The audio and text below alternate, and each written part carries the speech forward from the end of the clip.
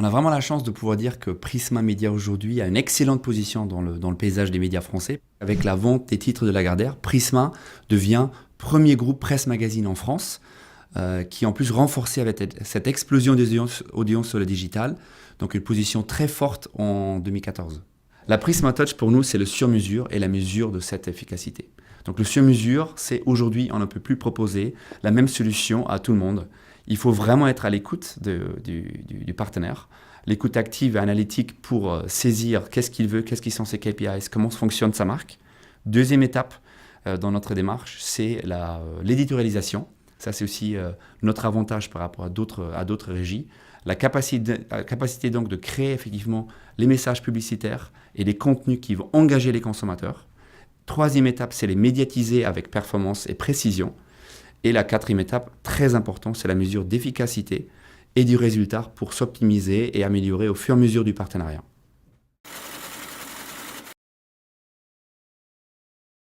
On juge qu'il y a plusieurs partenaires effectivement dans le marché qu'il faut bien comprendre pour apporter les solutions appropriées, qui sont bien sûr l'agence média sur la stratégie évidemment des canaux et aussi notamment la data, on en parlera plus tard, mais surtout aussi l'agence créa comme évoqué, parce qu'elle est en amont de la stratégie, de la réflexion, de la compréhension de la marque, parce que pour bien marier deux marques, une marque média et une marque annonceur, il faut la connaître, il faut la comprendre. On a recruté un planeur strat d'agence de conseil qui s'imbrique dans une équipe intégrée qui mène le sur-mesure. Cette équipe-là, en fait, se constitue en 3 parties. Il y a une première partie, les anciennes opérations spéciales, Prisma Plus, avec la volonté chaque fois d'aller plus loin dans l'apport de la solution communication. La deuxième brique, c'est Prisma Creative Media, avec la mission de créer des contenus, des concepts éditoriaux sur mesure, parce que c'est les contenus qui créent l'engagement. Et la troisième brique, c'est les licences, donc la caution de marque, jusqu'à l'or média. Qu'est-ce qu'on peut apporter jusqu'au co-branding sur le packaging, la création de services ou d'events, pour effectivement trouver la solution intégrée. Et cet hub, quelque part créatif, est animé par un planeur strat pour trouver effectivement la bonne solution à la problématique client. Le native advertising, pour moi, la redécouverte est quelque chose qui est déjà pratiqué depuis longtemps. En fait, c'est la continuité plus, on va dire, poussée par la technologie de l'engagement via le contenu. Mais surtout, le native advertising, moi, je lutte toujours pour le narrative advertising, c'est-à-dire effectivement faire des contenus aussi engageants de la publicité que c'est le cas avec l'éditorial, qui se fondent en plus dans le contexte.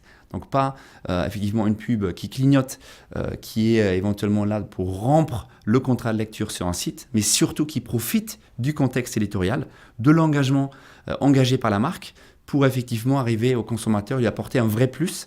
Donc on a déjà pratiqué dans le passé de façon plus manuelle, de façon plus artisanale. Aujourd'hui, on le systématise dans nos propositions d'engagement sur le digital. Et surtout, moi, je lutte vraiment, encore une fois, sur la capacité de le faire avec l'aide de nos rédactions, avec l'aide de nos experts et spécialistes pour faire des contenus publicitaires aussi intéressants que l'éditorial.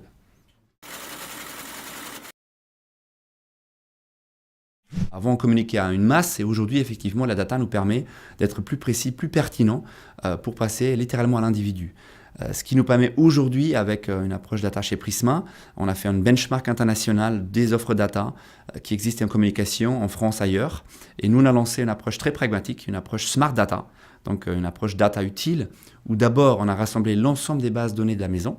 Il y avait 60 bases données qu'on a effectivement rapprochées pour avoir aujourd'hui 24 millions de profils effectivement individuels identifiés, qui nous permettent une approche data très pragmatique, en fait, en 4 catégories de produits ou solutions, qui sont la première, c'est Smart Data Audience, donc la capacité de mieux cibler les individus avec jusqu'à 100 segments possibles pour dispatcher, on va dire, le bon message sur le bon canal à la bonne personne.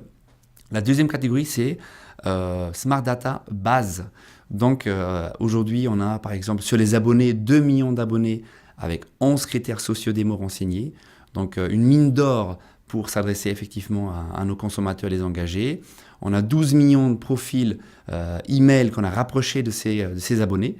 Donc une véritable mine d'or pour la communication identifiée et ciblée. La troisième catégorie, c'est Smart Data Content. Donc là, par exemple, aussi, le narrative advertising en fait partie, la capacité, avec la data, d'adresser les bons contenus aux personnes visées. Et la quatrième catégorie, qui est une catégorie effectivement plus R&D, c'est Smart Data Lab, où on travaille avec des grands internationaux américains, par exemple, sur des prototypes. On a une veille technologique. On suit aussi ce qui se passe à la Silicon Valley, sur l'économétrie. Et on a plusieurs produits qui vont voir le jour d'ici l'année prochaine, qui vont aller beaucoup plus loin encore de ce qui se fait aujourd'hui. Pharmactuel a très tôt su effectivement intégrer dans la rédaction une approche à la fois multicanale et en profitant même avec un rapprochement de la rédaction de Prima sur l'expertise des différents secteurs.